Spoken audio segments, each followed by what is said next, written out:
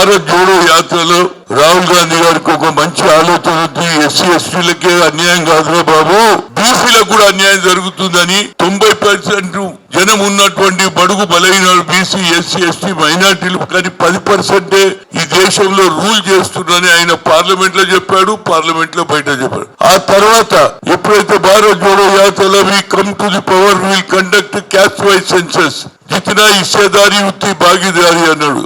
According to their population they will get their reservation అని చెప్పడం, మేము ప్రభుత్వానికి వస్తే తప్పనిసరిగా రిజర్వేషన్ అమలు చేస్తామని చెప్తే దాన్ని బట్టి రేవంత్ రెడ్డి గారు, అదేవిధంగా నేను మాజీ ఓబీసీ ఎంసీ కన్వీనర్ గా 10 జిల్లాలు తిరిగిన. ఆ తర్వాత కామారెడ్డిలో రేవంత్ రెడ్డి గారు సిద్ధరామయ్య సమక్షం కర్ణాటక ముఖ్యమంత్రి సమక్షం 42% అనౌన్స్ చేయడం జరిగింది. దీన్ని ఇక అమలు కావాలనే టైంలో ఆనాడు కేబినెట్ లో నిర్ణయం, ఆ తర్వాత ఏది అసెంబ్లీలో బిల్లు పెట్టడం, దానికి 150 కోట్లు శాంక్షన్ చేయడం, అవన్నీ జరిగిన తర్వాత పార్లమెంట్ అసెంబ్లీలో బిల్లు పాస్ అయింది. కానీ వాళ్ళ మన కోర్టులు అడ్డం వస్తున్నది. బేసికల్ గా మనం ఆలోచన చేయాలంటే ఎన్ని రోజులు ఈ కోర్టులు మనకు అడ్డం వస్తుంది.